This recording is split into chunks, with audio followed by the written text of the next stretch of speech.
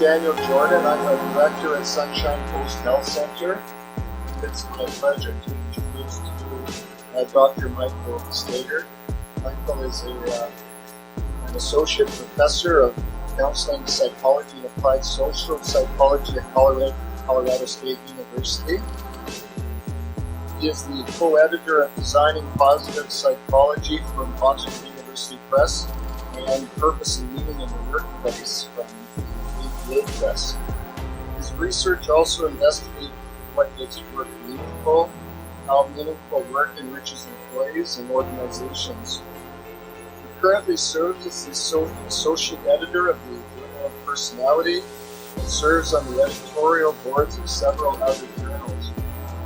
On a personal note, I first met Michael 4 years ago, almost to the day. I believe we were in Richmond for the last time the conference was here on the West Coast.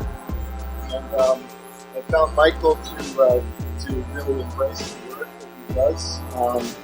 Meaning is very clearly stated in the literature that he has published over the years. And I just find him a genuinely curious, approachable, and enthusiastic human being. So please, and I'm glad to see him back. So please join me in welcoming Dr. Michael Steger.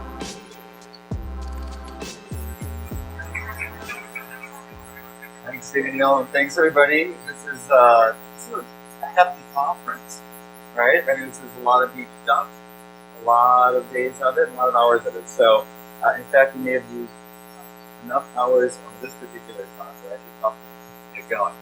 So we're going to get started. This is my thinking subtitle. Is there a lot of disagreement on the idea that meaning is important? Raise your hand if meaning is just total garbage. Rubbish. Okay, so we can move on from that, right? So now what? Right? So not only so now what, but why should we care? How can we show this? How can we communicate this? And how can we, which is important to my identity as a science-leaning person, how can we always be skeptical of our own ideas about what is true and good, so that we can be open to possibilities when we might be better than someone else or this one. So this is the sky, right? This is the northern hemisphere sky, which has a center stories. When we look at this stars throughout history, people want this to be something there. They want there to be a Big Dipper. People want there to be sort of a bear. We can use it to orient ourselves. We turn a random scattering of gas into a way to tell stories about what life is about and how we find our way through the universe. So if we can do that, we can do a lot of stuff. But it's also a really big place. So this is one of my favorite pictures. It used to be on a t-shirt. And in fact, I met someone who had this t-shirt, and I didn't steal it, but I wanted it. So this is a poem that I'm drawn to, and there's many likes it. The universe is so vast. Is it not ridiculous to live like this? In all the ways in half my life, so much remains. They're always vexed by worries and anxieties. How many hours of we remain? Is it in a state of drunkenness when it's still undetermined without purpose? So, people's vision more than 100 years ago, we're still floating. Perhaps it's because it's the eternal question. As you know, from many of the talks here, people just are drawn to struggling with this, and we need to be very sensitive to the fact that there's myriad answers that will answer in myriad contexts. We may never be done necessarily asking the question, but we should never be like. I like to go back pretty far. So I'm not a biblical scholar. I'm not a decent languages scholar. I use Google, but this is the earliest dated thing that Google gave to me with the word meaning in the translation. I also thought, as for men, God tests that they may keep it there like they talked in old-fashioned language and very biased. So, man say is like that at the end. As one dies, so dies. All have the same breath. Man has no advantage over the animal. Everything is meaningless. So really the first, what I can tell, among the very earliest mentions of meaning is the notion that Terry management theory might be right, that we're all afraid of our own death, and that our acknowledgement or realization of it, in some cases, can sap our desire to do anything with this gift that we've been given.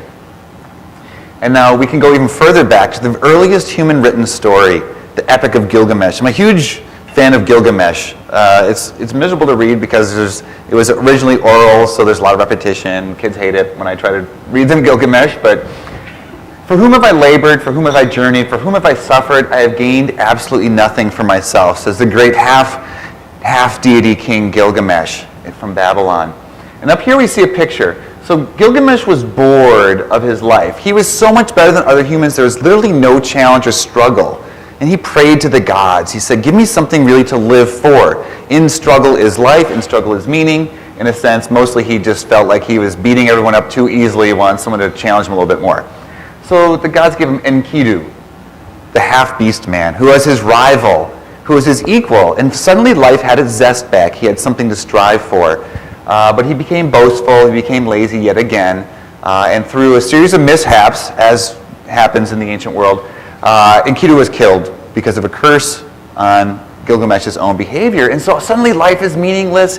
He struggles for immortality. He says, I don't want to be like Enkidu. I want my life to live forever. And he almost gets the symbol of immortality back home, and he falls asleep, and a snake steals it. Always snakes. I don't know. So anyway, so he's walking back, and he's got this guide, and he says, you know what? I might die, but at least I did this. I built this great city of right? So this is his city, and this, in a sense, he's saying, hey, I made that. Wow, you're kind of like immortal because something beyond you will remain. So this is the story we have with meaning, that we want something bigger than ourselves. We want something bolder than ourselves. We want to be drawn outside of ourselves. We want to leave a mark. And I think throughout human history, right, the cave paintings, and even more modern history, right? In Luxor, a tourist said, hey, I want people to know I was here too. Deng Jinghao visited here. So this was embarrassing for some people, but it expresses a very human urge. We want to leave our mark. Right? Look at the trees that have carvings in them. Look at the spray paint around even this beautiful city. And so when we take a look at how we're going to do this, and we're going to skip through a lot of stuff very early on, a little bit quicker than I've been doing so far. But I just want to make sure that we all feel comfortable capturing some of this complexity, beauty, mystery, despair that gets wrapped up in meaning, even when people like me try to reduce it just into a couple of numbers. So what is meaning in life? From my personal understanding of it, what does research show? Does research show meaning in life is desirable? Does it do anything, right? What is the point? If you think your life is meaningful but doesn't do anything, is that really meaning? And finally, what does meaning in health look like? So here we go to a different beginning. And also, Alfred Adler did mention meaning a couple times, although he was drawn more to the will towards power. And we see resonance again, right? We see resonance. What man actually needs, again, he's, archaic language, but what people actually need is not a tensionless state, but rather the striving and struggling for something worthy. All the way back, right, to Gilgamesh. We need to struggle. We need to strive for something worthy of ourselves. We don't need to discharge tension at any cost. We don't need ease. We need to heed the call of our own potential, right? Everyone has a favorite Frankl quote here, I think. This is the one that draws me because it acknowledges that there is supposed to be work and struggle and self-improvement, that we don't want to fall into the trap of just being lazy. So we take a look at some of the psychological theories, and these are familiar to a lot of us. We just take a look at that. It started with Frankl, so inspirational. We see Salvatore Madi talking about searching for meaning. We see Batista and Ullman talking about how we need to find some framework for our existence and feel this sense of fulfillment. We see Baumeister, as he likes to do, succinctly summarizing millions of articles about something every few years. He's like the Gilgamesh, I think, of my field.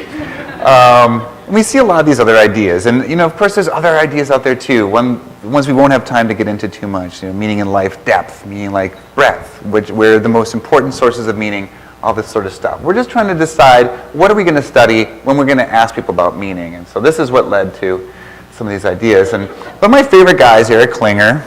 who's actually come up at this conference already, which is shocking because it's not always the case, but some of the ideas are so powerful that we're still just animals, right?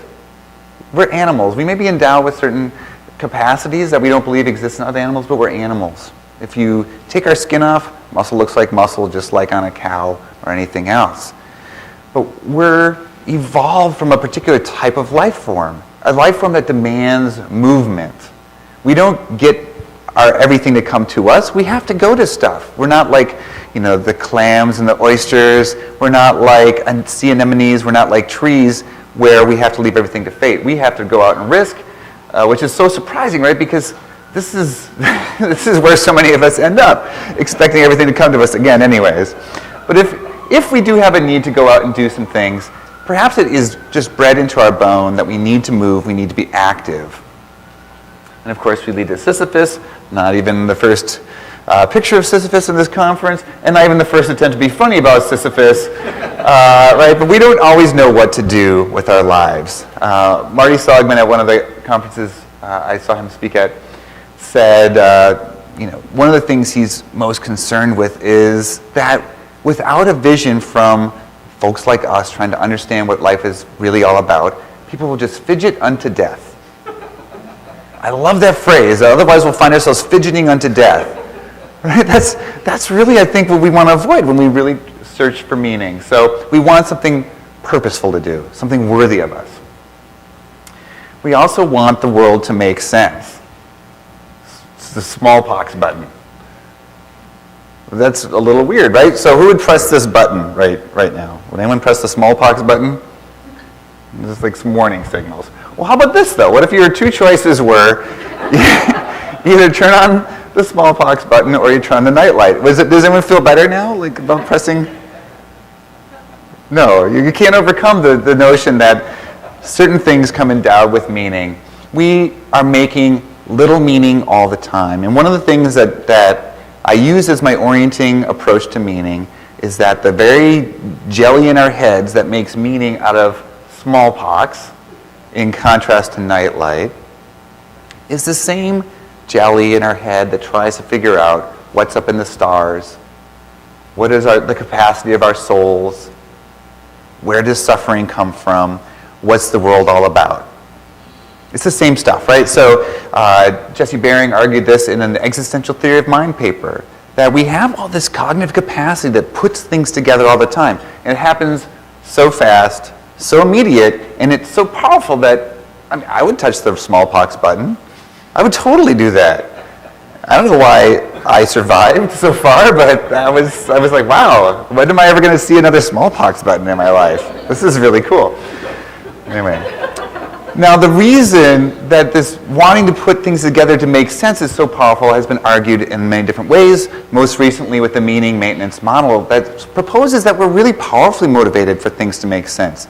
That, there's seeds of this earlier on, the notion of self-verification theory, where we'd rather have our self-image verified than turned artificially positive. So people with low self-image would rather have other people treat them as being kind of low than as being high. Within the meaning maintenance model, we not only want to have our world be consistent, predictable, and make sense, like our map works, but when it doesn't, we will work hard to restore order. So here's just a quick demonstration of this. What is that? What do people see? A dot, yeah. That's not true. It is kind of true. No, it's like really two dots, right? But it's two circles, a ring, and a dot. How about now, though? 4 dots? Or a square that isn't there, but can anyone not see a square? How about now? Is it a square? Is it a circle? Does anyone see like an elaborate star? What our brains do is they say these things are together for a reason. I'm supposed to cluster them together and interpret them as a group, not as a unity. Right? So we're all individuals here, but if someone walks in, they say, oh, these people are here for a reason. They have some shared thing going on, and that's what our brain is doing. It's drawing connections, making associations. And one of my favorite painters, Georges Seurat, argued that this was the case too. I know he looks like kind of like a terrible artist in a sense, right? It's like there's little dots everywhere, particularly when you hold them up against Cézanne Matisse, his contemporaries, right? But he had a theory. He was actually a scientific artist, right? So he said, I'm not going to draw colors. I'm not going to draw lines. I'm going to draw the colors next to the colors and the dots next to the lines that I want people to see in their heads when I do my art. Right? So he was like very deep, right? But basically what he's done is he's done a lot of little dots. And then in our minds occurs the art that he's shooting for. The fact that he can do this means that he knows that we have this inescapable capacity to constantly be putting things together and making meaning. This old chestnut, right? Can anyone read this? Who would like to read this aloud for us?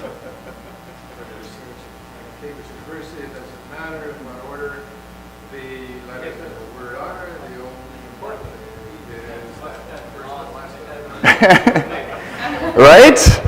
There's no such research that shows this, by the way. This is just like someone put this together, which makes it funny because I'm sure the research would show something like this. But we do this, right? We don't need to be spoon-fed everything. We take extraordinary leaps of meaning and interpretation all the time. So maybe big meaning is just as undramatic as little meaning. So I like to show art too, because art is meaning at play. So this is a terrible drawing. I think you can all admit, right? There's parts missing, but what is it? It's a horse. This is like some Spanish guy, Picasso or something like that. He wasn't very good at drawing as far as I can tell. All of his drawings look terrible. But he made a lot of them, and we like them because he doesn't give it all to us. We put some of it there. We also put our own images on other pictures. Is this something we see every day? Well, no. Okay, maybe only I look at my own butt every day. But this is a backside made out of just a couple little arcs, right? But it's so easy, and we have all this interpretive ability to do this, but we also maybe have some things we're supposed to think about this particular stimulus, right? Did you expect to see this at this conference? No. Well, one of the things I like to do is I like to put thoughts in people's minds that they have a hard time getting rid of. Because that is an interesting phenomenon also, and it's again meaning. So if you haven't already, I want you for sure not to think about this part of your neighbor's body right now. No matter what, don't consider what that might look like, okay? So the fact that we're going to it's all abstract. I haven't even said these things, but we make them occur in our minds, right? We've got amazing powers of meaning making. So maybe the question isn't, can we make meaning then? It's how do we do it better? Some of the meanings we've heard about already are the fact that we'll die. What are we supposed to do about that? We'll be erased someday. I'll skip through that a little bit. And I do want to reduce meaning to just two things right now, because that's where I think the evidence is pretty strong that there's consensus. There's a lot more things that are probably part of meaning.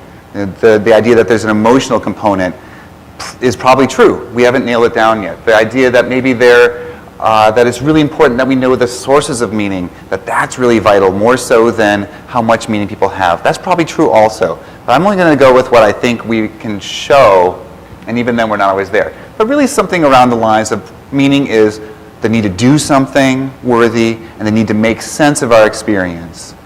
Does anyone reject the notion that those two things are part of what we talk about when we're meaning? At least part of it? So we start real simple and we see how we can go from there. This led to some sort of model out there and trying to figure out all the things that we need to understand about ourselves, the world, and our fit. We see this emerging if you remember the OPA model. We see this in other models out there. And then purpose, though, is kind of the black box of meaning research so far. We don't know how people develop purposes. We don't know we know in some sense that people are supposed to do something with a purpose, that it's not enough just to have a purpose and never do anything, but we don't have very much information showing that. So we really need to learn more about this side, and really in trying to come up with what it would be, the components of a purpose, I had to turn towards spiritual traditions, where to find an appropriate purpose, you have to discern and weigh some things in your mind. And then we know from broader goal literature that commitment and action are vital to feeling fulfilled from goal pursuit, but help us out. We talk about purpose all the time. We almost never measure it or never do anything important with it. So anyway, this is really hard to read. I apologize for that, but this is the 900 and some articles on meaning in 2 slides, right? So what does meaning do? Well, it seems to be associated with positive emotions of various stripes, positive personality traits of various stripes, positive adjustment, positive self-regard, and some things I think are even more important than that. Not just positive self-view, I'm so great, but positive self-management. I know how to manage myself. I have a sense of responsibility. I accept my role of controlling my own outcomes. Positive views of the future, optimism, future-mindedness, and positive coping. All the stuff we think meaning should be a part of is. I think we can relax. We don't have to argue that meaning is good. If people don't believe us, they're just ignoring the data. These are data, right? So I didn't make them up. We just find it all the time. The next challenge, though, is we've really gotten good at showing if someone says their life is meaningful, they also say they're happy. That still doesn't add up to much, right? So what does meaning do? So we can look at behaviors. This is a little study we did a number of years ago. We kind of try to divide the world into eudaimonic or eudaimonic behaviors, or whatever that was. Oh, sorry about that. I guess Alex is in here, so I can just say eudaimonic behaviors versus hedonic behaviors, and we had all these lists of things, right? And we sent this out to experts to rate, and really this is not a very meaningful pursuit because what's going to be eudaimonic for one person might not for the other. But basically, we did get some agreement that things like volunteering, giving money, writing out future goals, expressing gratitude, things that are going to cultivate relationships and personal strengths are probably one type of behavior. Things like masturbating, getting drunk, eating more than you intend to, buying jewelry, going to parties, that's sort of a different kind of thing. And what we saw is that people who felt like life is meaningful do more of the good stuff, right? And less of the trivial stuff, the fidgety stuff. We had people say, well, masturbating and getting drunk all the time, some people might interpret that as being somewhat pejorative. So maybe we need to come up with some different behaviors. And so we came up with going on long walks, going to movies, sporting events, things like that. Didn't matter. On days when people did more of these behaviors, they felt they were living a meaningful day. When they did the other kind of things, they felt no difference, no impact on meaning. And in fact, we almost found a hangover effect, right? So this is what you get to do with certain types of research methods, is you study someone every day, and you say, hey, you did this today. I wonder how you're going to feel tomorrow. So the people who are going on long walks, masturbating, hopefully not at the same time, the next day, they had a little bit of tendency to feel a little worse. And that counted, even if we took out the got high, got drunk, went to big party items. So it's not a literal hangover. It's a moral hangover, I don't really know. But what we saw is that there's a lingering effect of doing good things that was linked to meaning. And you can run this the reverse way, and it's a reciprocal cycle. The more meaning you feel, the more likely you are to do good things. The more good things you do, the more likely you are to feel life is meaningful. It's exactly what we hope for, right? But this gets me to the health proposition, and this is where I really think we've got a lot of potential cross-disciplinary opportunities, because there are a lot of some people here we saw doing palliative work, oncological work, nursing work, healthcare system work around meaning, and what we see is that meaning and health are related. And here's one possibility why, right? So health might be behavioral, and we have some of the chronic health conditions here. We've got physical lifestyle things here. And yes, this is the scientific and easy way to gain weight. 1964, right? What I think is so fascinating about this is, when are we ever going to stop telling people that they're not wrong about who they are as a society? You're too skinny, you're too big. But also, look, you're supposed to eat this in all one day. It's 2,775 calories. It's got things like calf's liver, grape juice. I mean, it's like all sorts of things. All you need is one peanut butter smoothie at Jamba Juice, and you can get 2,700 calories just lickety split. We don't need a big book about this. We've got tons of opportunities now to overstuff ourselves. But health may be behavioral, and meaning ideally is behavioral, right? It always seems impossible until it's done. Someone like Nelson Mandela's life, and many of the icons of meaning we point to, we don't point to them because they had one selfless act of bravery, let's say, leaped onto a subway line and pulled someone out. We point to them because over and over in the face of obstacles, difficulty, they persevered at something we view as noble. And that, I think, is a behavioral proposition for meaning. How can we get people to persevere at something which is noble, even if it's just small and noble? Take care of yourself. Be healthy. So this is maybe the cycle. As we develop and build meaning, we are more likely to engage in healthier behaviors then, which will make us feel better. When we feel better, it's easier to feel meaningful, and so on. Unfortunately, there's also the converse cycle possible. As life begins to feel meaningless, maybe we start to sort of let some things, some easy comforts take larger and larger parts of our lives, the quick, caloric, comfort food solution, right? So everyone knows kind of what comfort food is. It tends to be high calorie, high salt, high sugar. When we eat that, we feel better. We really do. So if anyone says, oh, I just need some good home cooking or some comfort food, we feel better because of that. So there is a cycle there too. It takes willpower to resist things that make us feel good. Anyway, so Ann Ropke, who's a grad student at Penn, has done the first meta-analysis, but narrative literature review on meaning and health. At least 70 studies have been done. Now, we've talked a lot about how do we define meaning. Well, this took every potential operationalization under the sun, in a sense. We have meaning, we have purpose, we have global beliefs, we have meaning making in the context of stress or adversity, and we have post-traumatic growth. What I'll talk about are just the ones that measured it with sort of straight up meaning measures, not personal growth, not post-traumatic growth, anything like that. And what we see is a consistent finding. Meaning is associated with how healthy we feel, our subjective health. Lots of those. And also within specific populations, cancer survivors, Alzheimer's disease patients, polio patients who experience recurrent flare-ups many years after their initial illness. And one of the things I want to talk about is that we're starting to enter into the era of big data for meaning. You know, we heard a lot about problems with single item measures. Here's one that uses a 3-item measure. In the country of Chile, we're hoping to get some data from the country of Chad. They've collected data from Philippines. Countries where there is either high income disparity or large amounts of poverty. And when I think about this picture all the time, look at this country, Chile. It's almost the same length as from New York to LA in length, in the US terms. What would that be? Toronto to Vancouver? Something like that in length? And it's never more than 100 miles wide. If you live here in Chile, the entire country of Argentina lives closer to you than someone who lives here. Like, I can't think of very many countries where almost an entire other country lives closer to you than your countrymen, right? So it's an odd little country. But we did get a sample of representative households in the country of Chile to just ask some questions about meaning and about health. So overall, we see this consistent finding with satisfaction with health and subjective health. And also we see that there's an inverse relationship between how much health impacts us daily and how meaningful we feel our lives are. That there is some friction when we're dealing with health problems.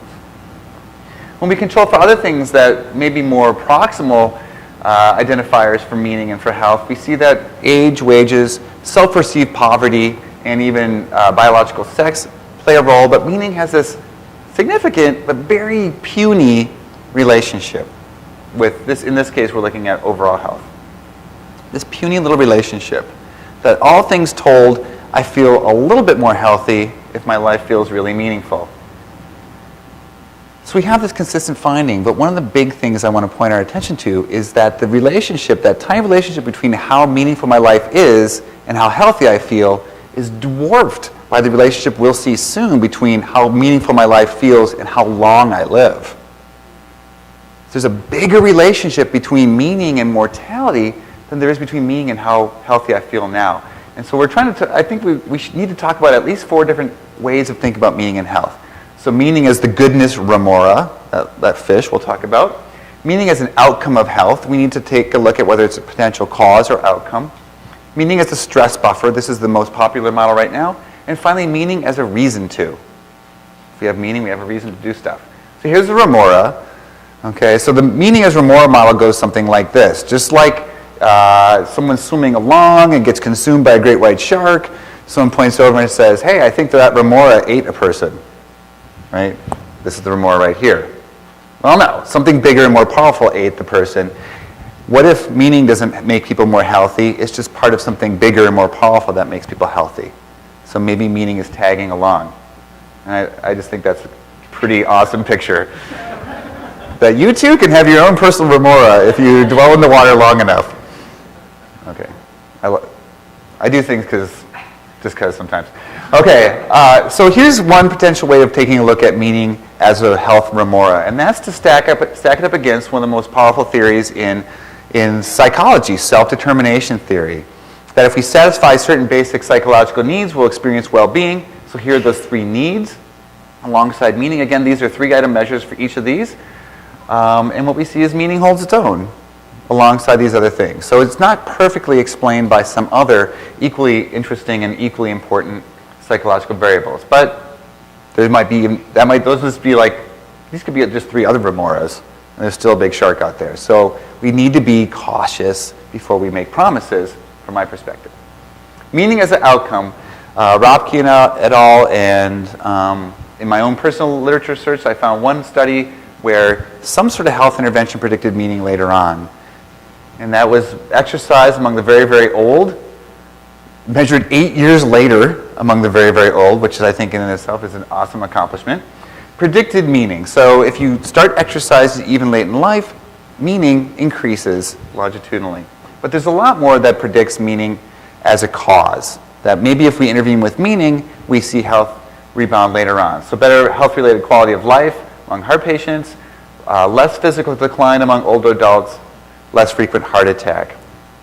Oh, and also whether you live, which I think is an important outcome for many people, although here at this sort of conference we're supposed to be okay with whether we live or die, right? It doesn't make a difference. A lot of people care if they live. So we see that it predicts later mortality longitudinally among men, older adults, HIV positive men, heart transplant patients, cancer and cardiovascular patients, where meaning at some point predicts how long people live at a later point. So, and these effects are bigger than we see with the other stuff.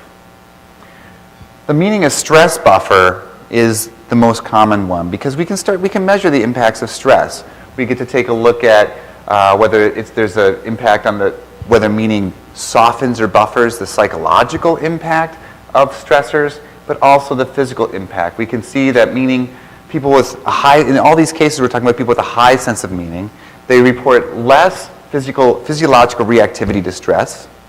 They report lower blood pressure in the context of stress, lower levels of inflammatory cytokines, more robust immune system functioning as indicated by CD4 and killer T cells.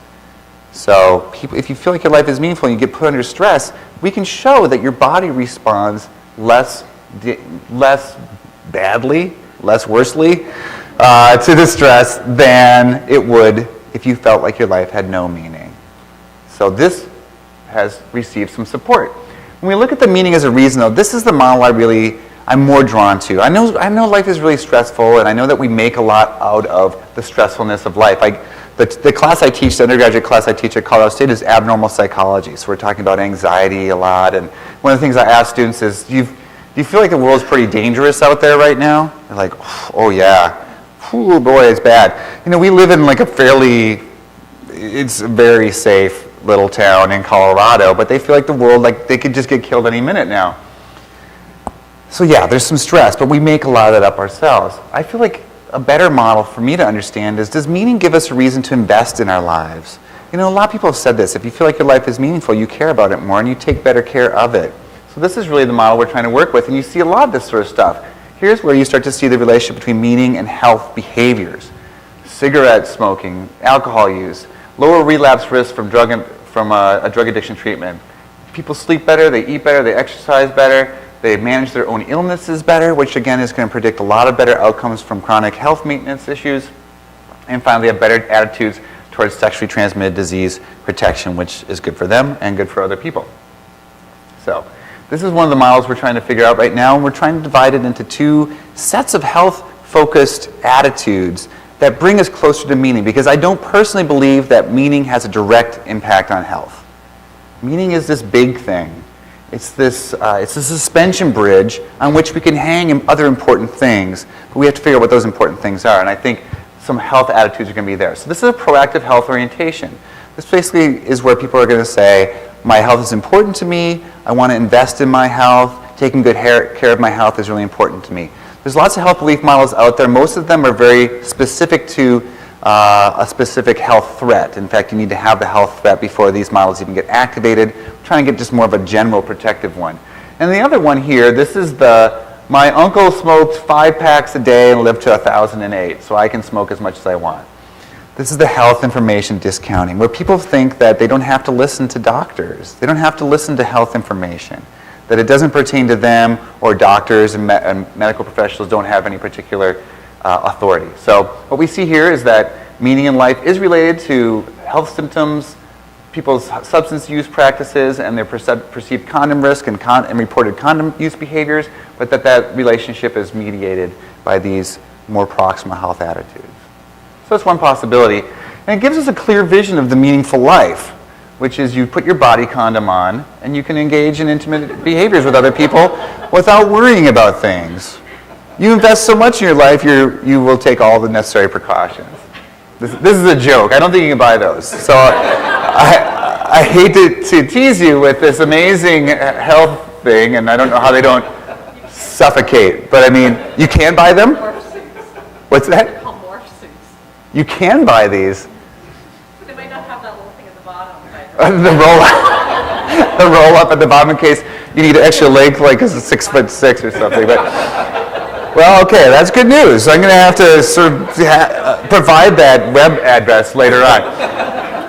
But the meaningful life is supposed to be one that you're willing to try at least a little bit to keep yourself around longer for. So how do we start to give people more meaning in their lives? Well, we can turn to lots of these approaches. And so there's 2 big approaches out there, right? So logotherapy, meaning-centered counseling and therapy. We're trying to develop some things in our lab that are going to be appropriate for just like the regular average person, right? That here's just some things you can use to explore meaning. They're very similar to a lot of the meaning techniques that I've heard about at this conference that a lot of you are using. We just really want to test this so we can throw the workshop manual up on the website and give people yet another tool to use. A big reason that I'm interested in figuring out things that increase meaning, though, is because then I get to show that meaning matters. Because we can take a laboratory situation, increase meaning for one set of people, and see how they behave differently towards other people, towards themselves, things like that. We can't do that right now. Because our meaning, the things that we do to tweak meaning, do other things too. So you show people a comedy clip, induce positive affect, they feel like life's more meaningful, and then they do different stuff. But that's also positive affect induction, and we know that when people are in a better mood, they do things differently too. So we need meaning pure stuff if possible. And I wanted to point out some things that I've also heard mentioned here. Dr. Niemeyer talked about some of this stuff, and there's the world's first randomly controlled clinical trial on a meaning-based intervention, which builds on the work of William Breitbart. This is being conducted in the Netherlands right now to induce meaning as part of the recovery process for cancer survivors. But there's other approaches out there, the life review interview and meaning-making intervention. Of those, I think the meaning-making intervention seems to have the most data to show that, hey, this is doing some stuff. It's also very brief. So there's lots of hope about things we can do. And we added up, we come to the conclusion, meaning is good. It is good. Now you can feel now you feel justified, right? Because we've seen some numbers. Not many, but some. So meaning is good. But does it matter in a practical sense? I think we can start to say that meaning does. We can be cautious about them and say, yeah, meaning matters in a practical sense to your health and your longevity. That meaning in this mysterious way has small effects concurrently. Small relationships to feeling better physically now, but much more robust effects when we look long-term over a person's life. So there's maybe something cumulative about the benefits of living a meaningful life versus a meaningless one. There's lots of research already, and it's really just starting to pick up speed. That meaning is finding its way into all sorts of approaches. And if we want to find out how many meaning measures there are, we can ask Monica. She's reviewed thousands of them, it seems like. But there's a lot of research going on in the broader world, in palliative care, oncological care, nursing care, just behavioral health care, this is a really exciting time to start to be saying, like, you want to live a better life? You want to be healthier? We get to talk about meaning in that context too, not just in the context of recovery from bad things or struggle. And so we come back to the sky, and this is why I hope people start to think. Why do we bother, right? So the big question, why, of meaning. I was told always, as a clinician, stop asking your clients why. It puts them in their head, and then they're stuck there forever in the labyrinth of death. Like, thinking is terrible. You may have noticed I wasn't the best, like, the emotional processing side. Like, I was attracted to the why questions. And sometimes it really helped, and other times I had to give up and go with real therapy. But, the why question. What is life all about? Why do these things happen to me? Why don't those things happen to me? Why am I here? Why will I disappear? In the health context, maybe we can start throwing answers up when we focus on the meaning side. Why try to be healthier? Because life is great. Why eat the salad even though it really just doesn't taste like grass? Because life is great and it's supposed to be good for you, right? Because people care. Meaning connects us. I really do think that meaning draws us out of our skin. The more we invest in it, the more we feel like we have a shared fate and connection with other people. Because it relieves the burden for others, because I want to excel, because I want to meet my grandchildren, because I can be a role model, because I need time to make my contribution. And why do anything? Because the world needs more good people like you, and because all of us matter. So maybe that's the meaning proposition for all the behaviors you want to change, whether it's building stronger communities or building better governments, building just a little bit more healthier momentum in our lives. Because we can make things matter with all the work that we all do on meaning. Right. Thank you. Do you have time for questions? Okay, so we have time for one question, otherwise I'll lurk around and you can spot me because I deflect light off of my gray hair. Yeah.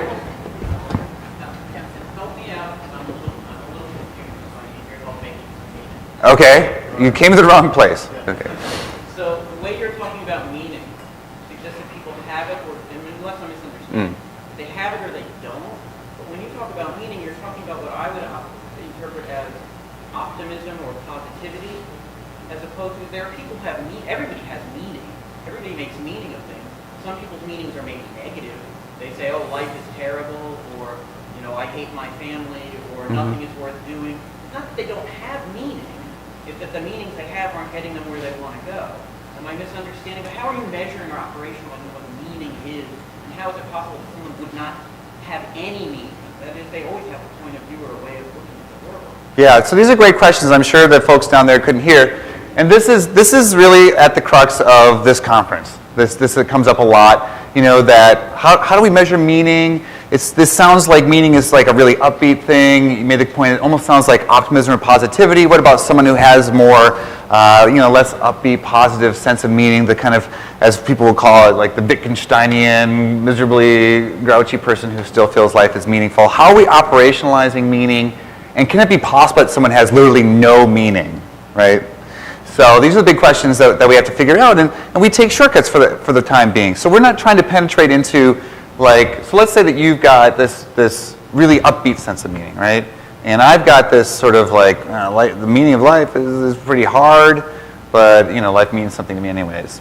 So then we're going to give each other the same questionnaire, and one of the questions would be like, my life has a clear sense of purpose. You say kind of 1 to 7. I understand my life's meaning, 1 to 7.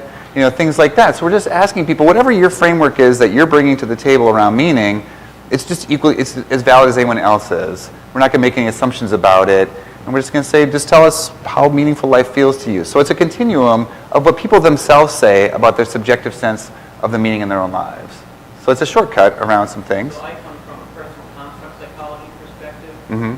And in that perspective, what you do is you measure meaning in people's own terms. So rather than giving them items that say, I feel positive, which says a lot about people. But I don't give that. I give them items that say my life has meaning. Okay. Yeah.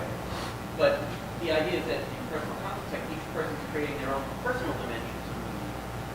And then if you measure that, you can understand what's meaningful to them.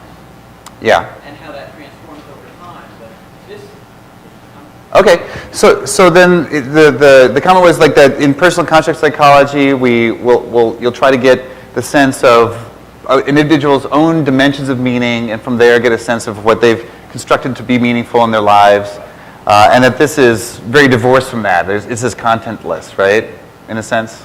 Well, no, I didn't say that. That's your. Okay, well, I've got to be able to answer the question at some point. What So, I'm saying is that the way you're defining meaning, the way I heard you saying it was like, if you believe these things that I kind of think are good and that I value, like you should want to live a long time, you should not want to smoke and die. Like I could see somebody saying, I want to smoke and enjoy myself, and if I die at 40, a beautiful corpse, that would be great. And that person has meaning, but Yeah. somebody else might say, that's a terrible way to live your life. You should be healthy, you should yeah. So I take the point that and I think that what happened was maybe in the course of the presentation, maybe it went too fast from what we're doing when we're studying meaning to what we're studying as the correlates of meaning, right? So I never said that meaning in life has to be smoke-free or smoke-filled. It doesn't have to be vegetarian. It doesn't have to have the caveman diet, whatever it is, right? So all we're really doing is we're taking a look at the people who say my life is very meaningful. It's just like a big continuum, right? The normal curve. Some people are on the very, very, I will say on this questionnaire that asks me if my life is meaningful and all that sort of stuff, that my life is very meaningful, whatever that means, right? And versus the people who are on the other end of that spectrum. And then we take a look at what is different about their lives and about their attitudes and other things. Again, like questionnaires, sometimes behaviors. So we're not trying to pack anything into the meaning box. And in fact, that's a different criticism of what I do, right? That we're not packing anything into the meaning box. We're not even seeing what's in people's meaning boxes all the time. In every study, I collect qualitative data, like tell me more about this meaning stuff, but it's too hard to analyze that stuff. Qualitative researchers out there, you're gluttons for punishment, right? So it's just hard work to do that. So I read it just so I can get a sense of what's going on, but I don't report on it. So again, we're just basically trying to say in this research, this particular style of research, and other research doesn't do that. So Monica Bronstadter's research was looking at what is meaningful in your life, these sort of areas, and are you satisfied with that? How important is that? These sorts of things, right? So there are different ways to do it. You're going to have a hard time doing it in some of these population-based studies, but it's not impossible. And we're just saying, whatever you say is meaning in your life. I'm no expert on that, so you get to say. It's just it's an intensity valence sort of thing rather than a content thing. And the rest of it was all just stuff that tends to go along with strong positive affirmations of meaning. Okay, thanks. Yeah, it's limited. Okay, there's all sorts of stuff coming up. They have to transfer the room. Thank you so much for your patience, and we'll see you all later.